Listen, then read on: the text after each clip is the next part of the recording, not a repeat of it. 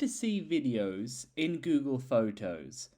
So here we're starting on photos.google.com, this page here. So from there, if you want to see just specifically videos, you've seen photos but you want to find a video, what you're going to have to do is, first of all, on the left hand side of the page where it says explore, you're going to want to go ahead and click on that. In that section there, you're going to be able to see different categories. Under the category section, you should be able to see videos right there. You can go ahead and click on that. Then all the videos will be shown in this section here.